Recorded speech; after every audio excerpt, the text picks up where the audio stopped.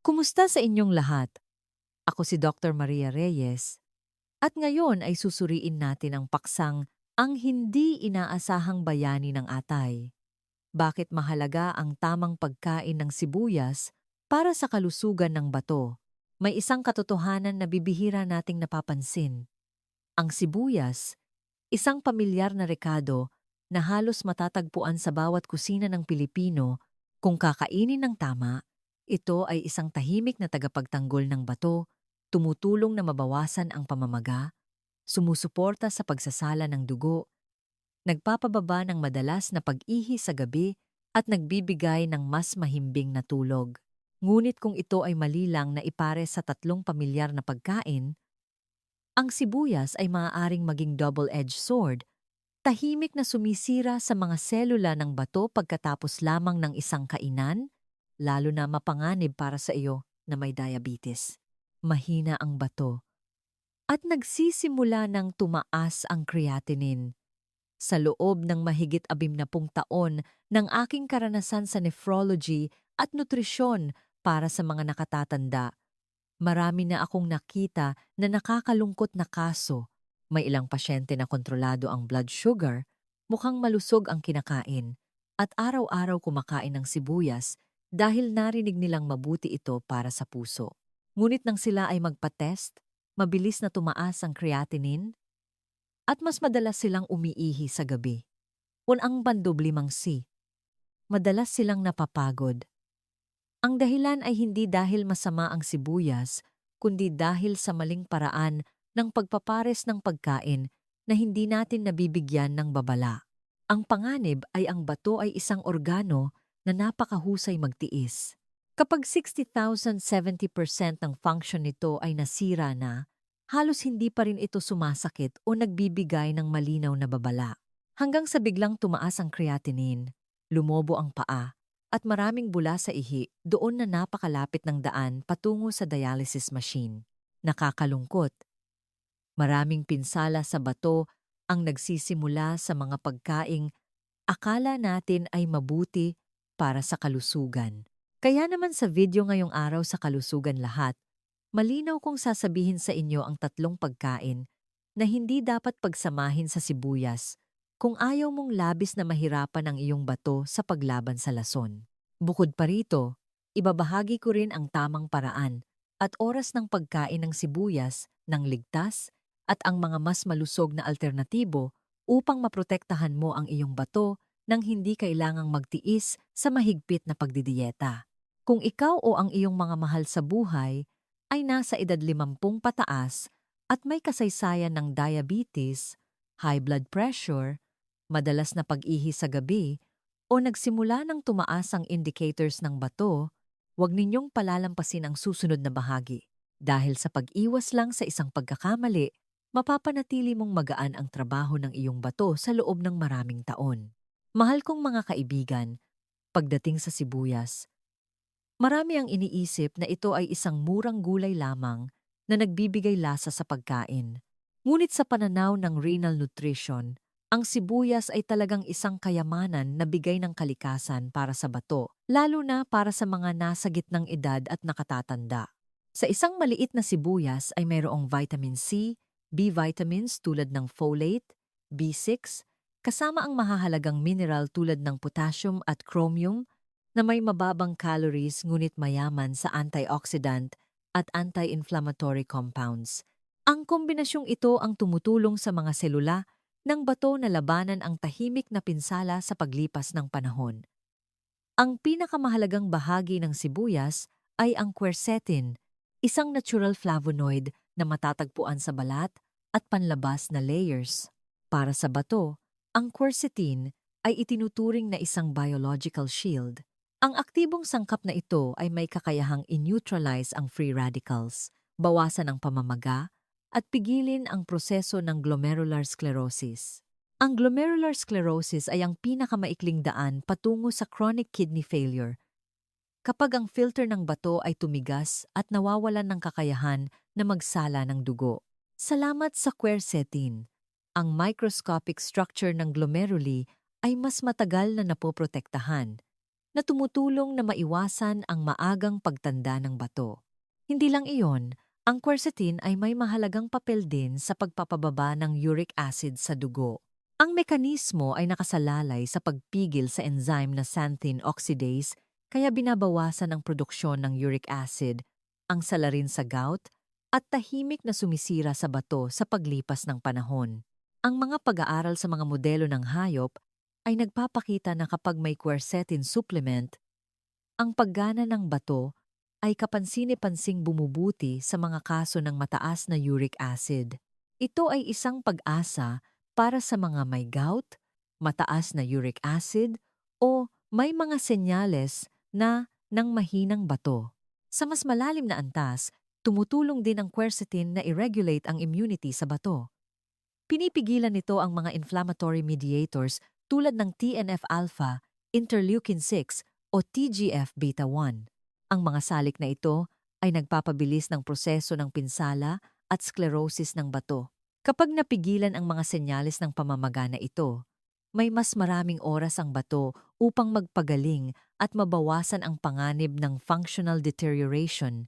Partikular, ipinapakita ng mga klinikal na pagsubok na ang pagdaragdag ng humigit kumulang 150,160 milligrams ng quercetin bawat araw sa loob ng ilang linggo ay maaaring makatulong na bahagyang mapababa ang presyon ng dugo, mapabuti ang blood sugar at HbA1c sa mga may type 2 diabetes.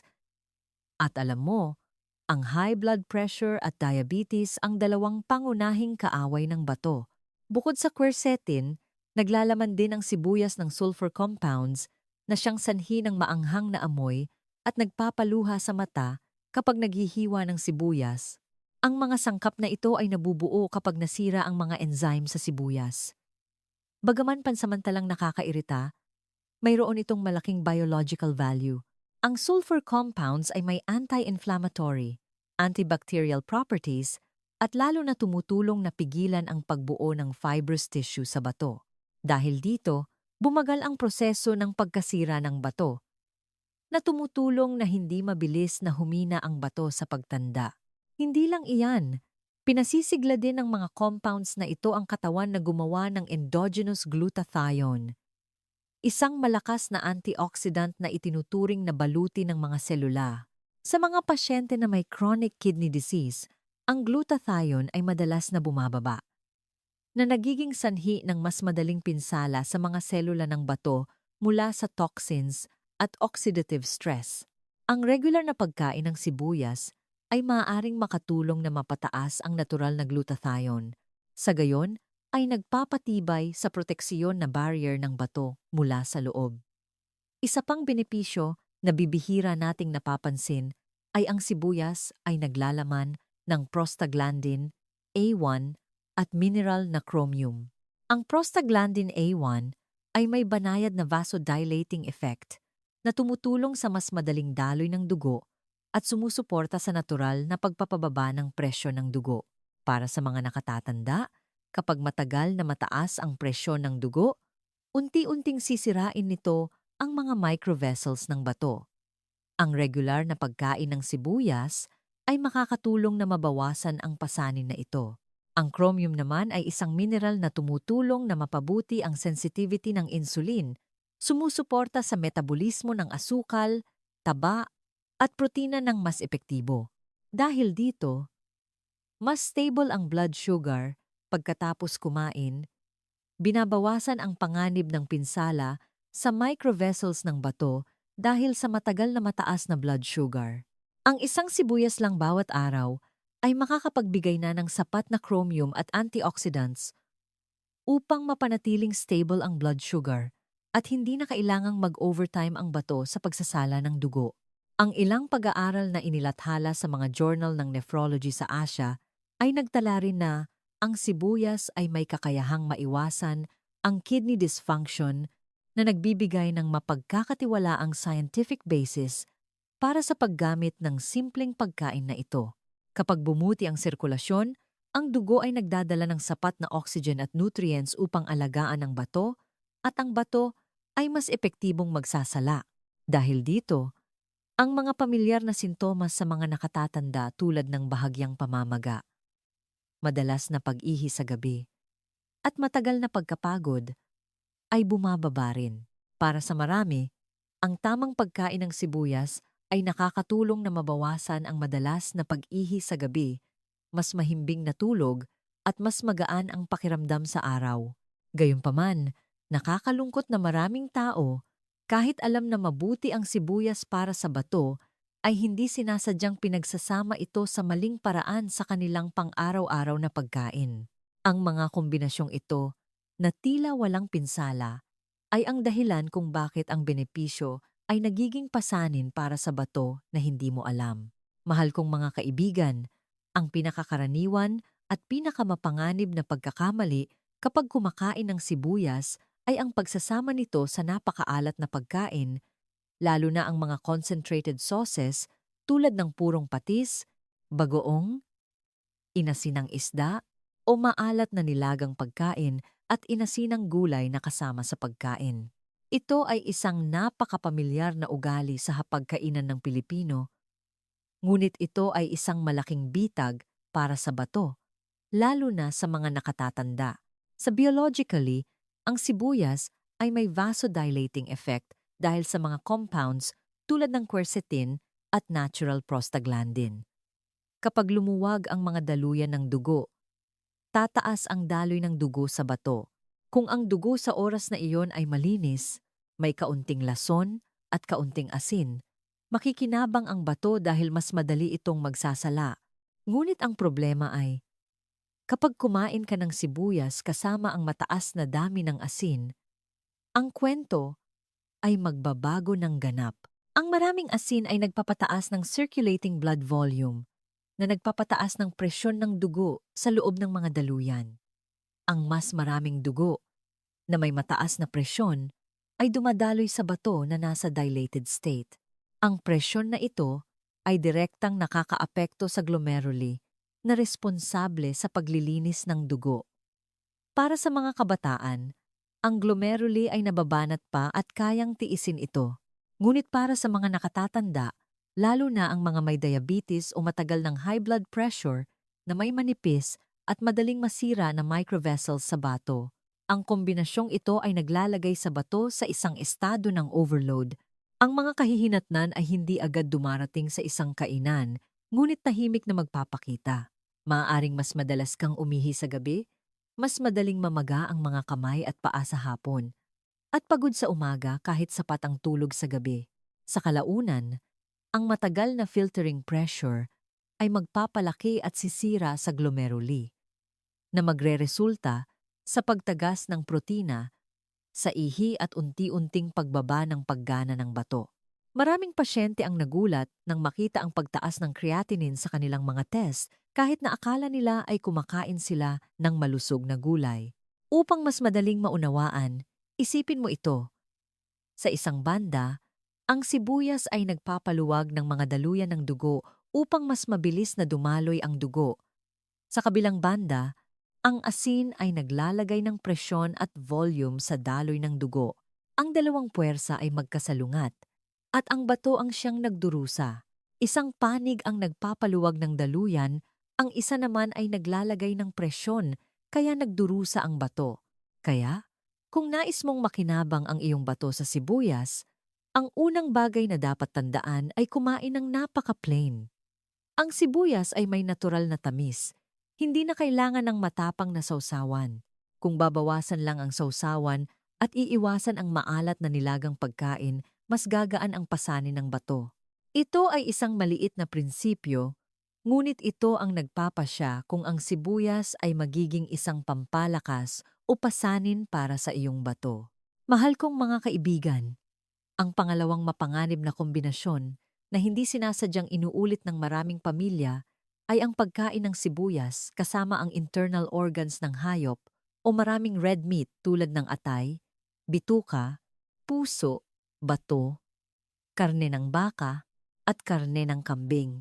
Ang mga pagkaing ito ay karaniwang itinuturing na pampalusog at nagbibigay ng lakas, ngunit para sa bato, lalo na sa mahina ng bato, ito ay isang napakahirap na gawain. Sa pisyolohiya, Ang sibuyas ay may epekto na nagpapasigla sa panunaw at nagpapataas ng sirkulasyon ng dugo. Kapag kumain ng sibuyas, mas malakas ang proseso ng pagsipsip at metabolismo sa katawan. Ito ay kapaki-pakinabang kung ang pagkain ay magaan, malinis at may kaunting lason. Ngunit kapag ang sibuyas ay kasama ng internal organs at red meat, nagsisimula ang problema. Ang internal organs ng hayop at red meat ay mga pagkaing napakayaman sa purine.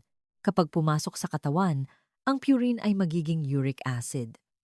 Sa mga taong may malusog na bato, ang uric acid ay nasasala at nailalabas sa ihi ng medyo epektibo. Ngunit sa mga nakatatanda, mga may diabetes, high blood pressure, o may mga senyales na ng kidney failure, kapansin-pansing bumaba ang kakayahang ito ng paglabas. Ang uric acid na hindi na ilalabas ng buo ay naiipon sa dugo at ang konsentrasyon nito ay unti-unting tumataas sa paglipas ng panahon. Kapag mataas ang uric acid sa dugo, madali itong nagiging maliliit na matutulis na kristal na naiipon sa kidney tubules at renal pelvis. Ang mga kristal na ito ay nagiging sanhi ng iritasyon, pamamaga, at unti-unting pinsala sa istruktura ng kidney tubule. Sa katagalan, nabubuo ang chronic interstitial nephritis na nagpapabilis sa pagbaba ng filtering function. Ito rin ang tahimik na daan patungo sa gout at chronic kidney failure. Ang panganib ay kapag ang sibuyas ay nagpapasigla sa panunaw at nagpapataas ng daloy ng dugo sa bato, sabay na kailangang iproseso ng bato ang malaking dami ng uric acid at waste products mula sa red meat at internal organs. Kailangan ng bato na magsala ng mas mabilis at mas marumi. Para sa isang bato na pagod na sa paglipas ng panahon, ang kombinasyong ito ay parang pinapasan ito ng mabigat na sako ng buhangin habang hirap na ito. Ang unang epekto ay maaring bahagyang pananakit sa balakang, mas madalas na pag-ihi sa gabi, madilim na ihi, o may bula. Ngunit sa katagalan, kung madalas na inuulit ang ugali na ito, ang mataas na uric acid at pamamaga ng kidney tubules ay magpapataas ng creatinine at hihina ang bato nang hindi mo nalalaman. Maraming pasyente ang nagulat sa kanilang check-up dahil akala nila ay kumakain sila ng sibuyas para lumakas. Kaya, ang mahalagang punto na dapat mong tandaan ay hindi maililigtas ng sibuyas ang bato kung pinipilit mong iproseso ng bato ang napakaraming lason ng sabay-sabay. Kung nais mong maging tunay na kaibigan ng bato ang sibuyas, iwasang pagsamahin ito sa internal organs at maraming red meat. Sa halip, kumain ng sibuyas kasama ang light protein tulad ng chicken breast, puting isda, mushroom o tofu upang matulungan ang bato ng tama sa halip na mailagay sa overload state. Ang pangatlong mapanganib na kombinasyon, sibuyas at pulot o alak, beer. Mahal kong mga kaibigan, kung ang naunang dalawang kombinasyon ay karaniwan at mapanganib, ang pangatlong ito ay mas tahimik at mas tuso dahil marami ang gumagawa nito para sa layunin ng pagpapagaling at hindi para sa masarap na pagkain. Ito ay ang pagsasama ng sibuyas sa pulot o paggamit ng sibuyas sa pagkain na may alak, beer. Una, pag-usapan natin ang sibuyas at pulot. Maraming pasyente ang nagkukuwentuhan tungkol sa mga resipe ng sibuyas na ibinabad sa pulot o pag-inom ng sibuyas at pulot sa gabi para sa mas mahimbing na tulog at pampalakas ng bato. Sa pandinig, napakalusog nito, ngunit sa pananaw ng renal nutrition, ito ay isang kombinasyon na lubhang hindi angkop para sa mga may diabetes, mahina ang bato, o madalas na umiihi sa gabi. Ang sibuyas ay may epekto na nagpapaluwag ng daluyan ng dugo, nagpapasigla ng metabolismo, at nagpapataas ng daloy ng dugo sa bato. Samantala, ang pulot, bagaman natural na pagkain, ay naglalaman pa rin ng mataas na dami ng simple sugars, pangunahin ang fructose at glucose. Kapag pinagsama ang dalawang ito, mabilis na tataas ang blood sugar pagkatapos kumain, lalo na sa mga nakatatanda na may mahinang insulin resistance. Ang pagtaas ng blood sugar ay magdudulot ng pagtaas ng osmotic pressure sa dugo na pumipilit sa bato na magsala ng mas marami upang mailabas ang labis. Hindi lang iyan, ang fructose sa pulot, kapag pumasok sa katawan, sa mga may mahina ang bato, ang uric acid na ito na hindi mailalabas ng buo ay naiipon na nagpapagana ng pamamaga ng microvessels ng bato at nagpapalala ng madalas na pag-ihi sa gabi. Maraming pasyente ang umiinom ng sibuyas at pulot sa gabi sa pag-asang mas mahimbing ang tulog, ngunit pagkatapos ay mas madalas silang umiihi sa gabi at mas pagod sa umaga nang hindi alam kung bakit. Sa madaling salita, ito ay isang kombinasyon na nagpapataas ng blood sugar, nagpapataas ng uric acid, at nagpapapagod sa bato. Ang benepisyo ay hindi katumbas ng pinsala, lalo na mapanganib para sa mga may type 2 diabetes at may mataas na creatinine. Samantala, ang sibuyas na sinamahan ng alak, beer ay mas mataas pa ang antas ng panganib. Ang sibuyas ay nagpapaluwag ng daluyan ng dugo at nagpapataas ng sirkulasyon ng dugo, habang ang alak, beer, ay nagdudulot ng matinding diuresis na nagpapababa ng tubig sa katawan at gumagawa ng maraming metabolic toxins tulad ng acetaldehyde. Kapag nagkita ang dalawang salik na ito, ang bato ay nasa sitwasyon na kulang sa tubig at kailangang magsala ng mas maraming toxins kaysa sa normal. Para sa mga kabataan, malakas pa ang bato at kayang tiisin ng ilang beses. Ngunit para sa mga nakatatanda, lalo na ang mga may diabetes o high blood pressure, ang kombinasyong ito ay madaling magdulot ng acute kidney tubule injury na mabilis na nagpapataas ng creatinine pagkatapos ng mga kainan na tila hindi naman marami ang nainom. Maraming kaso ang nagpatest pagkatapos ng Pasko o fiesta at nakita ang kapansin-pansing paglala ng indicators ng bato na hindi nila alam na ang dahilan ay ang mga pagkain na may sibuyas na kasama ang alak, beer. Maaaring isipin ng simple, ang sibuyas ay nagpapaluwag ng daan para sa mas mabilis na daloy ng dugo, habang ang pulot at alak, beer, ay nagpaparumi at nagpapabigat sa daloy ng dugo. Kailangan ng bato na magsala ng mabilis at magsala ng mahirap salain, at sa huli, ang bato ang siyang unang mapapagod.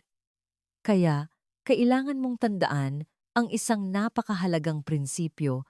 Hindi dapat gamitin ang sibuyas kasama ang pulot bilang isang lunas, at hinding-hindi dapat kumain ng maraming sibuyas sa pagkain na may alak, beer, lalo na kung mahina na ang bato o may diabetes.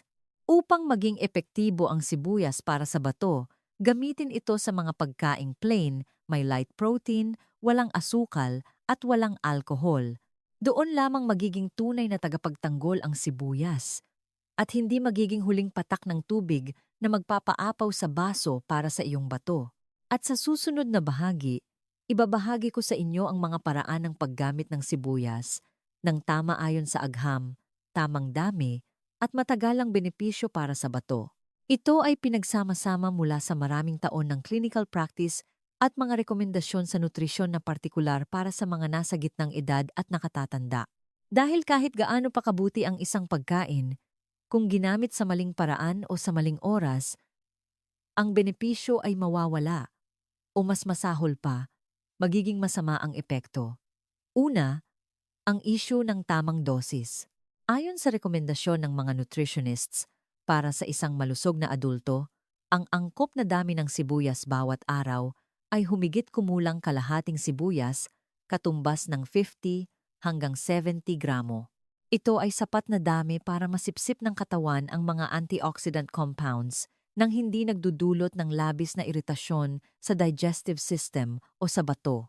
Para sa mga pasyente na may chronic kidney disease o mayroon ng indikasyon para sa dialysis, ang pagtaas ng dami ng sibuyas sa dieta ay kailangan munang pag-usapan ng mabuti sa doktor.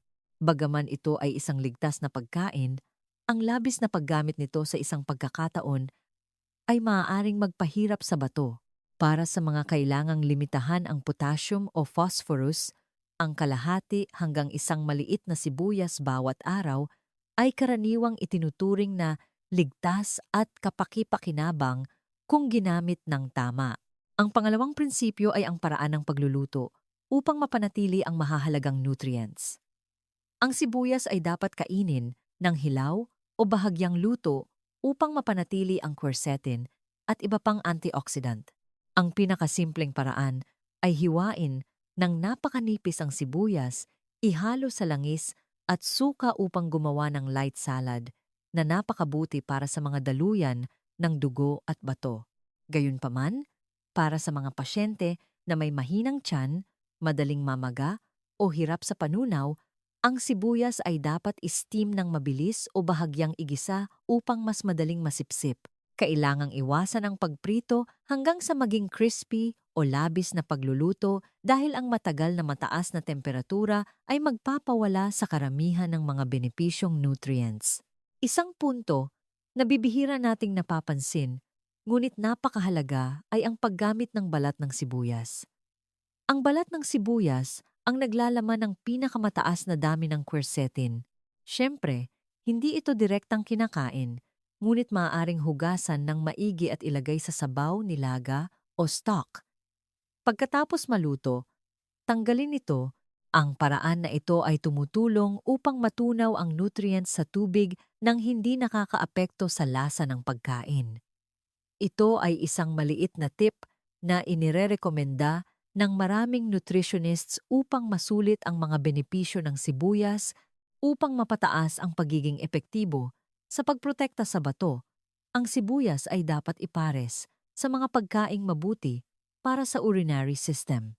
Halimbawa, sibuyas na igisa kasama ng isda sa dagat tulad ng salmon, mackerel o basa. Ang mga isdang ito ay mayaman sa omega, na may anti-inflammatory at protective effects para sa kidney blood vessels.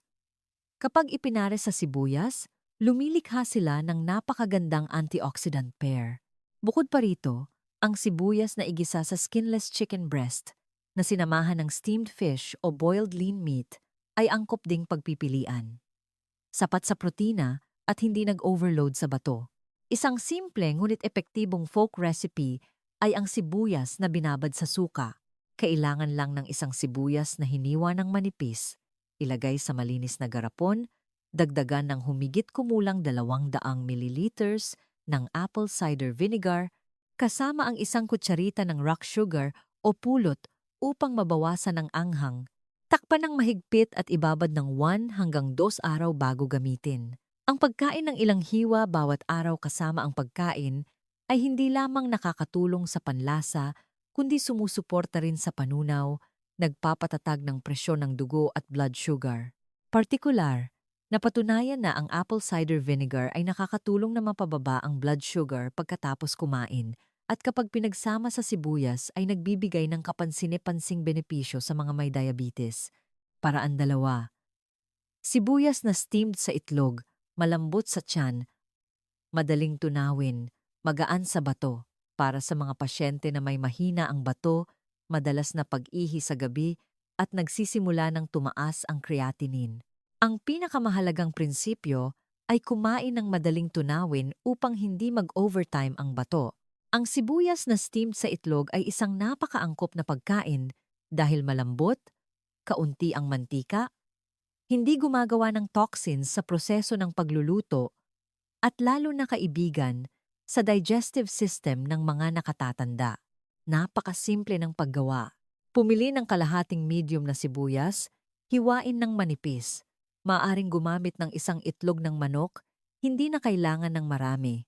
Haluin ng bahagya ang itlog, hindi na kailangan ng maraming pampalasa. Ilagay ang sibuyas sa itlog, haluin ng maigi, pagkatapos ay i-steam ng humigit kumulang 10,012 minuto hanggang sa maluto ng bahagya ang itlog. Iwasang steam ng masyadong matagal upang hindi matuyo at mahirap tunawin ang itlog. Sa pananaw ng renal nutrition, ang itlog ay nagbibigay ng kompletong protina ngunit sa katamtamang dami ay hindi naglalagay ng malaking filtering pressure sa bato. Ang sibuyas naman ay mayaman sa quercetin at sulfur compounds na tumutulong na labanan ang pamamaga ng kidney microvessels. Kapag pinasteam, ang mga aktibong sangkap na ito ay nananatili ng maayos, hindi nasisira tulad ng sa paggisa sa mataas na temperatura. Ang pagkain ito ay partikular na angkop para sa almusal o maagang hapunan bago mag-asing ng gabi. Maraming pasyente ang regular na kumakain ito ng 2 o 3 beses bawat linggo at napapansin na mas magaan ang tiyan, hindi bloated, at mas kaunti ang pag-ihi sa gabi. Ito ay isang napakaangkop na pagkain para sa mga may mahinang gana, mga bagong galing sa sakit, o mga may mahina ng bato ngunit kailangan pa rin ng sapat na nutrients. Paraan 2. Igisa ang sibuyas sa chicken breast at mushroom, sapat sa nutrients, hindi nagpapataas ng filtering burden. Maraming pasyente ang nag-aalala na ang pagkain ng plain at simple ay magdudulot ng kakulangan sa protina at magpahina sa kanila.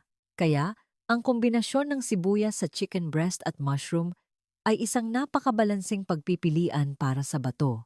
Ito ay light protein group, mababa sa purine, mababa sa bad fats, at hindi nagpapataas ng uric acid.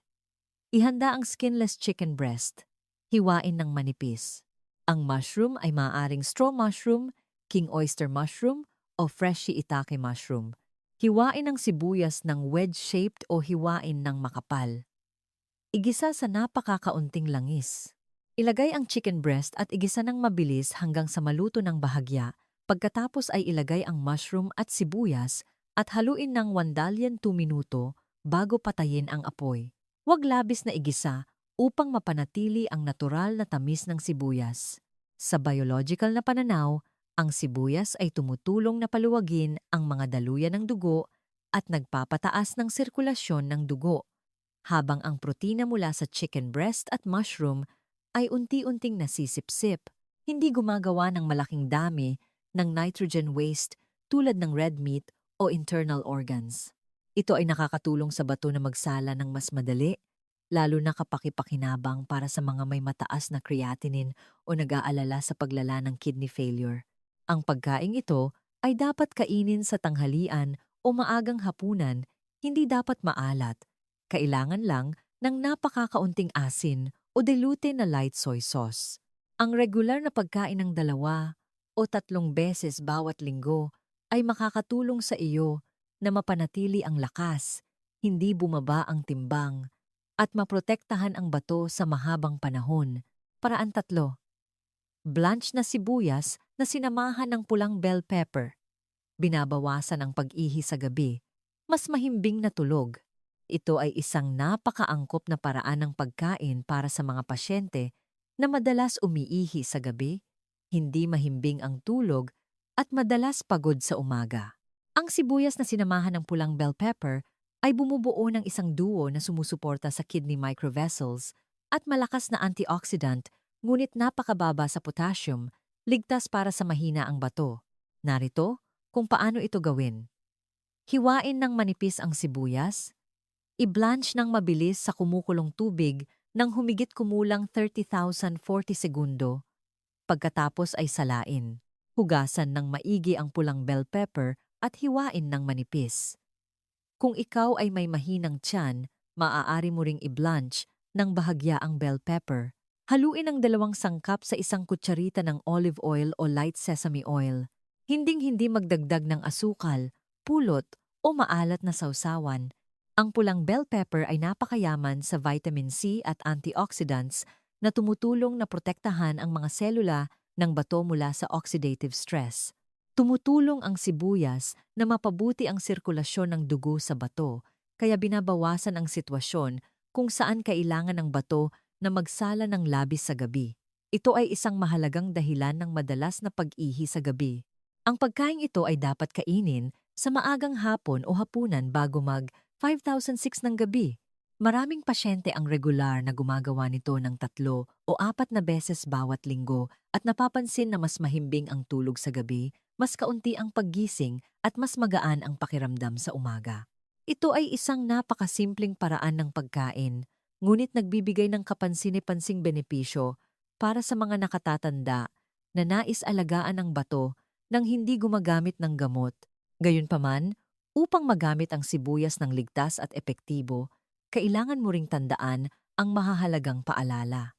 Una, huwag kumain ng labis na hilaw na sibuyas ng sabay-sabay. Ang hilaw na sibuyas ay maaaring magdulot ng iritasyon sa tiyan, bloating, masakit na mata, at pagluha. Ang mga taong may gastritis ay dapat iwasan ang pagkain ng hilaw na sibuyas at lumipat sa bahagyang lutong sibuyas. Ang mga may sakit sa mata ay hindi rin dapat gumamit ng maraming hilaw na sibuyas dahil ang alisin compound ay maaaring magpukaw sa tear glands at magdulot ng discomfort. Para sa mga may mahina ang bato, kailangan mong bigyan ng partikular na pansin ang phosphorus. Sa 100 gramo ng sibuyas ay may humigit kumulang 50 milligrams ng phosphorus. Para sa mga malusog na tao, hindi ito nakakabahala. Ngunit para sa mga pasyente na may advanced kidney failure, ang paglabas ng phosphorus ay mahina na madaling humahantong sa hyperphosphatemia na nagpapataas ng pasanin sa bato. Kaya, gumamit lamang ng katamtamang dami at bigyan ng prioridad ang lutong sibuyas. Dahil kapag luto, ang bahagi ng mineral ay matutunaw sa tubig na nakakatulong na mabawasan ang presyon sa bato.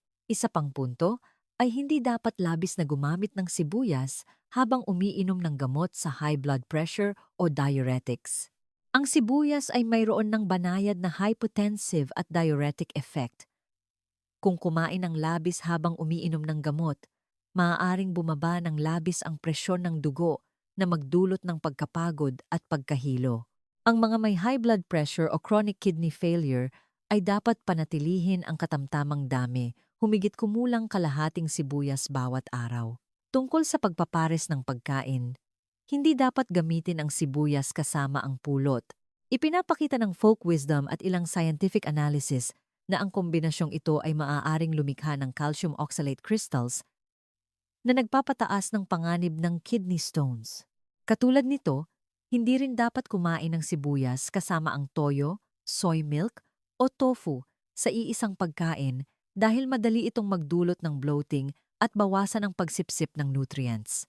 Kung kailangan gamitin, paghiwalayin sa iba't ibang pagkain.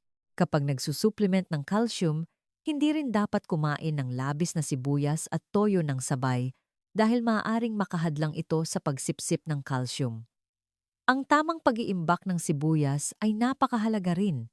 Ang sibuyas ay dapat itago sa tuyo at malamig na lugar. Hindi dapat matagal sa refrigerator. Kung nahati na, kailangan itong balutin ng mahigpit at ilagay sa chiller. Iwasang ilagay kasama ng sariwang pagkain na may amoy. Lalo na, huwag ilagay ang sibuyas malapit sa patatas dahil ang ethylene gas mula sa sibuyas ay magpapabilis ng pagtubo ng patatas at gagawa ng toxins. Sa huli, may ilang tao na hindi dapat kumain ng maraming sibuyas. Kabilang ang mga may end-stage kidney failure, malubhang gastritis, buntis na may allergy, o sinumang nagkaroon ng allergy sa sibuyas. Kung pagkatapos kumain ay makaranas ka ng pagduduwal, rashes, o hirap sa paghinga, kailangan itong itigil kaagad at humingi ng medikal na atensyon. Mahal kong mga kaibigan, sa pamamagitan ng mga pagsusuri na ito, makikita natin na ang maliit na sibuyas ay naglalaman ng nakakagulat na lakas sa pagsuporta at pagprotekta sa bato. Salamat sa mga antioxidant, anti-inflammatory sulfur compounds, prostaglandin na sumusuporta sa pagpapababa ng presyon ng dugo, at chromium na tumutulong na mapanatili ang blood sugar. Ang sibuyas ay komprehensibong nakakaapekto sa mga pangunahing sanhi ng kidney failure. Gayunpaman, ang mahalagang bagay na nais kong bigyang diin ay ang sibuyas ay hindi isang lunas sa lahat. Ang epekto ay dumarating lamang kung isasama mo ito sa isang malusog na pamumuhay, sapat na pag-inom ng tubig, at regular na check-up. Ang sibuyas, kung ginamit ng tama, ay magiging isang natural, ligtas, at matipid na katuwang upang alagaan ang malusog na bato araw-araw. Sabi nga ng ating mga ninuno, prevention is better than cure, at ang pagsasama ng sibuyas sa pang-araw-araw na pagkain ay isang maliit ngunit matagalang hakbang upang maiwasan ang sakit sa bato.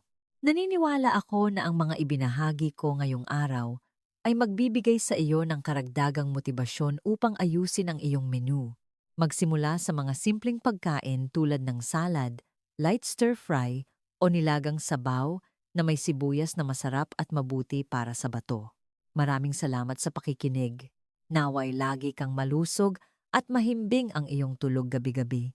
Mahal kong mga kaibigan, pagdating sa paglilinis ng bato, marami ang agad na naiisip ang mga gamot, herbs, o komplikadong pamamaraan.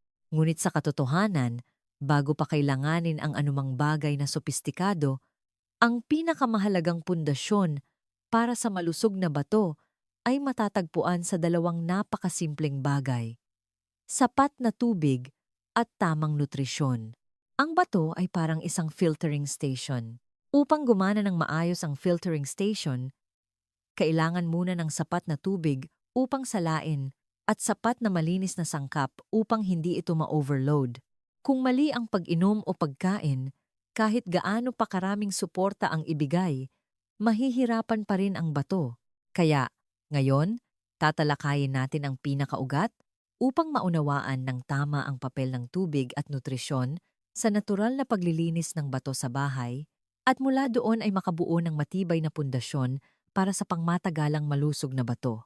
Mahal kong mga pasyente, ang katawan ng isang adult ay binubuo ng humigit kumulang 60% na tubig. Ang tubig ay hindi lamang para pamatid-uhaw, kundi ito rin ang tirahan ng mga selula.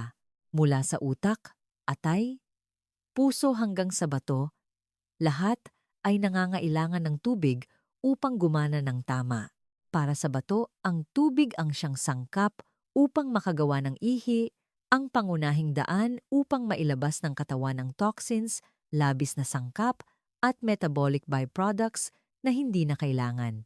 Kapag hindi sapat ang iniinom na tubig, bababa ang dami ng ihi. Ang kaunting ihi ay nangangahulugan na ang waste products ay concentrated sa urinary system. Sa katagalan, ang sitwasyong ito ay nagpapataas ng panganib ng kidney dysfunction, pagbuo ng kidney stones, urinary tract infection, at nagpapabilis ng proseso ng kidney failure. Kaya, sa lahat ng paraan ng paglilinis ng bato, ang pag-inom ng sapat na tubig ay palaging numero 1. Ang sapat na pag-inom dito ay hindi nangangahulugang pag-inom ng napakarami ng sabay-sabay, kundi ang pag-inom ng regular. Sa maliit na dami sa buong araw, mas mabuti ang maligamgam na tubig at iwasan ang labis na pag-inom sa gabi. Kapag regular na umiinom ng tubig, ang bato ay may pagkakataon na gumana ng maayos, epektibong magsala ng dugo, at tama na maglabas ng toxins. Ito ang kinakailangang kondisyon para sa bato na linisin ang sarili nito. Sa kaso ng malusog na katawan na walang malinaw na sakit sa bato, ang sapat na balanse sa pagkain at sapat na pag-inom ng tubig ay makakatulong na mapanatili ang matatag na kondisyon ng bato. Gayunpaman, para sa mga nakatatanda, mga may kasaysayan ng diabetes, high blood pressure, o nagsisimula ng tumaas ang creatinine, ang pagsuporta sa bato sa pamamagitan ng angkop na pagkain at nutrients ay magbibigay ng mas kapansin-pansing benepisyo. Isa sa mga grupo ng pagkain na maraming pinag-aaralan sa pagsuporta sa bato ay ang mga prutas at mani na mayaman sa antioxidant compounds. Ang pulang ubas, mani, at ilang uri ng berries ay naglalaman ng polyphenol compound na may anti-inflammatory effect sa mga daluyan ng dugo. Sa mga pag-aaral sa hayop, ipinapakita ng resveratrol ang kakayahang bawasan ang pamamaga at pinsala sa bato sa polycystic kidney disease model. Para sa mga tao, ang pagkain ng kaunting sariwa o frozen na pulang ubas bilang snack sa hapon ay madaling gawin at nakakatulong na protektahan ang mga selula ng bato mula sa oxidative stress.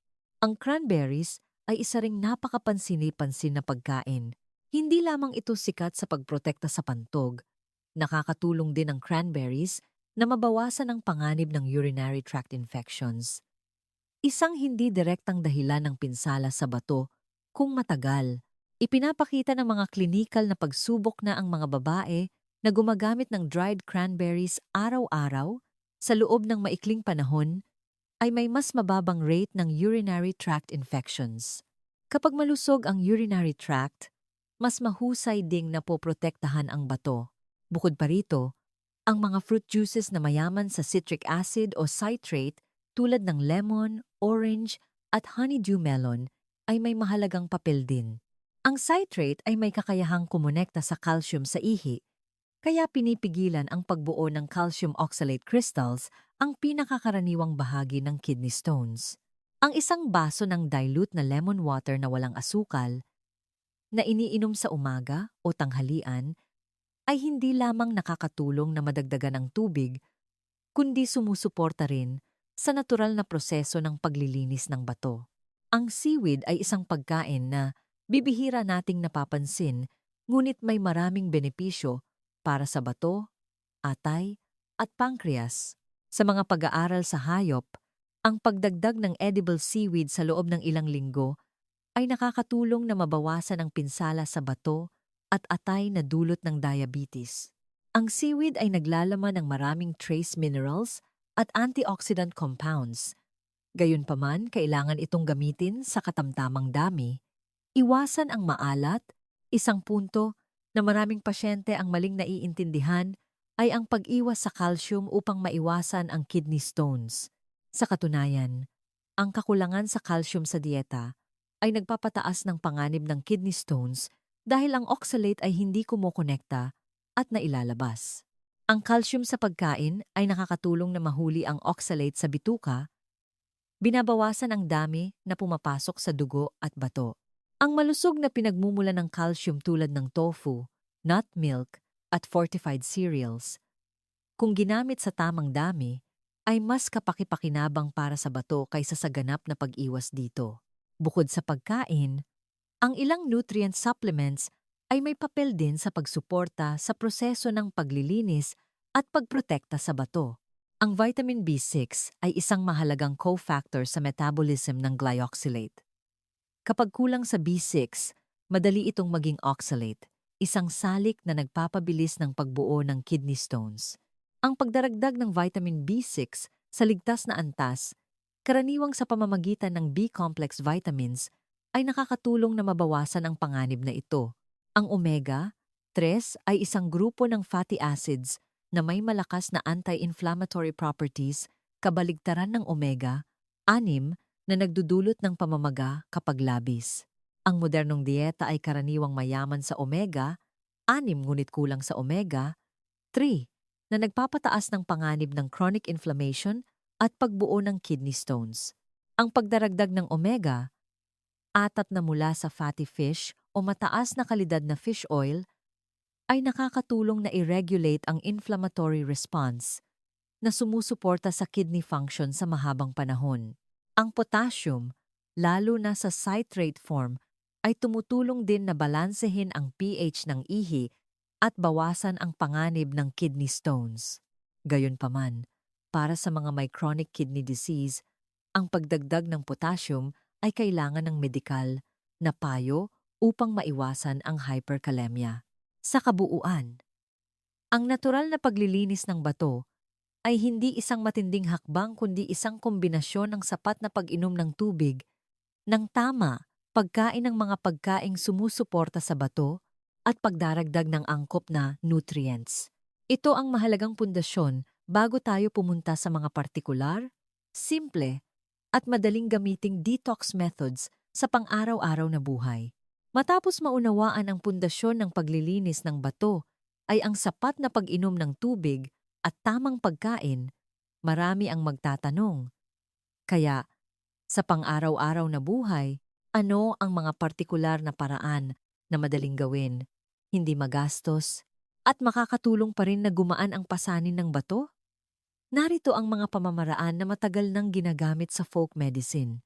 At mayroon ding malinaw na scientific basis. Kung gagamitin ng tama, magbibigay ito ng praktikal na benepisyo sa bato. Paraan 1. Apple cider vinegar. Sumusuporta sa pagtunaw ng bato at binabawasan ang oxidative burden sa bato. Ang apple cider vinegar ay naglalaman ng natural na citric acid na may kakayahang pigilan ang proseso ng oxidation sa kidney tissue. Kapag nabawasan ang oxidation, bababa rin ang inflammatory response sa kidney microvessels. Bukod pa rito, tumutulong ang citric acid na tunawin ang maliliit na kristal na bumubuo ng kidney stones at pinipigilan ang pagbuo ng mga bagong bato. Sinusuportahan din ng apple cider vinegar ang pagbalanse ng blood sugar at presyon ng dugo. Dalawang pangunahing salik na direktang nakakaapekto sa kidney function. Ang ligtas na paraan ng paggamit ay ang paghalo ng isang kutsarita ng apple cider vinegar sa isang baso ng maligamgam na tubig. Inumin sa umaga o tanghalian. Huwag inumin ng walang laman ang tiyan at huwag gamitin para sa mga may malubhang gastritis. Paraan dalawa, red beans. Naglilinis ng bato at sumusuporta sa urinary tract. Matagal nang itinuturing ang red beans na pampalakas ng bato sa tradisyonal na Chinese medicine. Sa pananaw ng modernong nutrisyon, ang red beans ay mayaman sa B vitamins, fiber, at minerals na tumutulong na mapataas ang daloy ng ihi na sumusuporta sa paglabas ng waste products. Kapag malumanay na nailalabas ang bato sa pamamagitan ng mas dilute na ihi, bumababa ang panganib ng pag-ipon ng toxins. Ang red beans na niluto sa tubig o ginawang plain na matamis na sabaw na walang asukal na ginagamit 2 o 3 beses bawat linggo ay angkop, lalo na para sa mga madalas umiihi ng kaunti o nakakaramdam ng bigat sa likod. Paraan 3. Lemon water. Nagpapataas ng citrate, natural na nagpipigil sa kidney stones.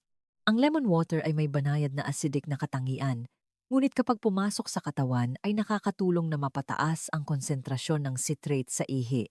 Ang citrate ay kumokonekta sa calcium, na pumipigil sa calcium na maging crystals. Kasabay nito, tumutulong ang lemon water na linisin ang dugo at sumuporta sa detoxification.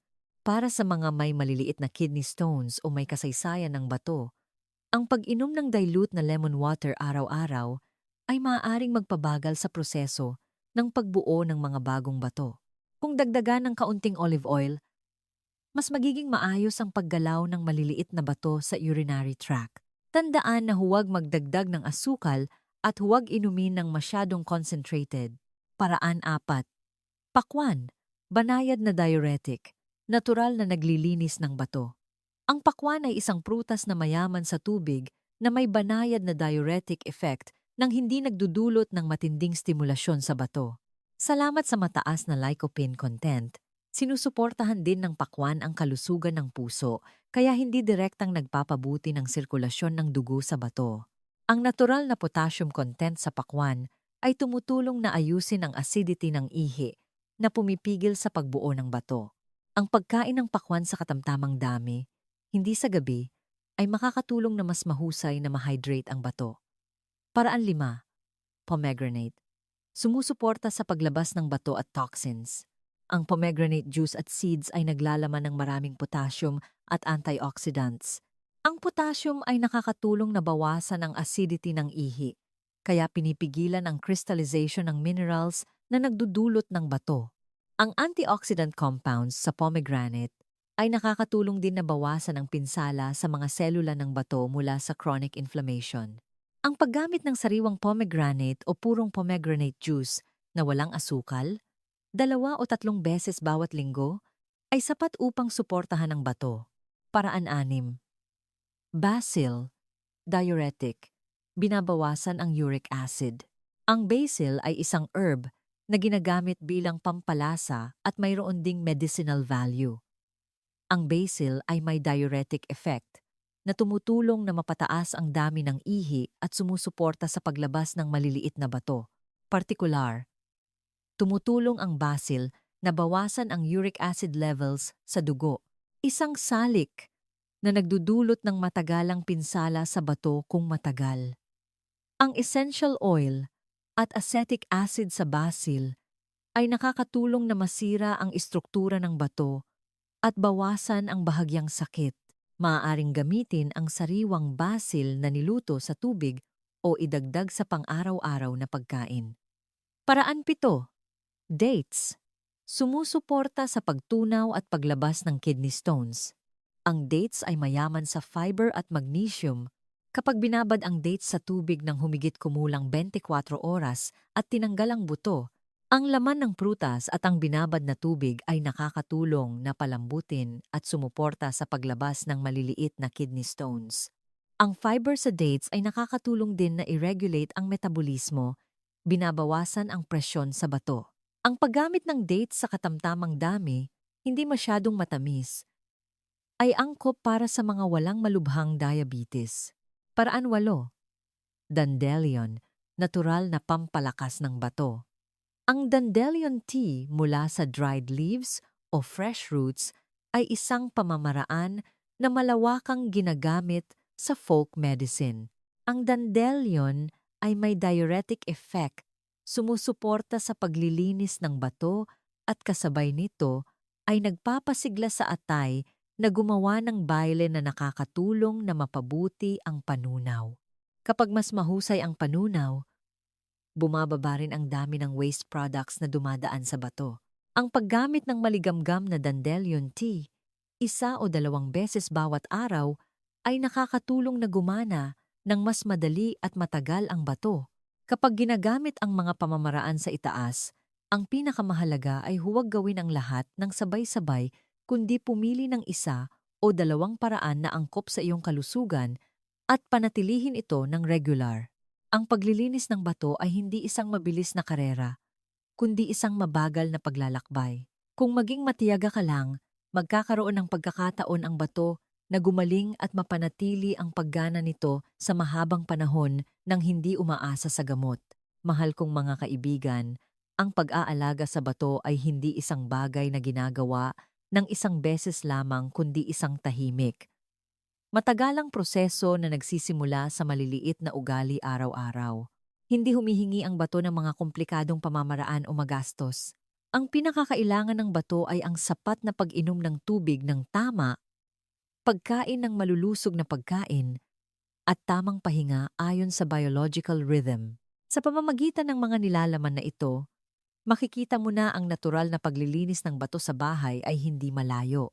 Mula sa regular na pag-inom ng tubig sa buong araw, pagpili ng angkop na gulay at prutas, hanggang sa mga pamilyar na pagkain tulad ng red beans, lemon, pakwan, dates, o mga folk herbs, lahat ay may iisang layunin: bawasan ang filtering burden sa bato, bawasan ang pamamaga, at suportahan ang bato na gumaling sa sarili nito hanggat maaari.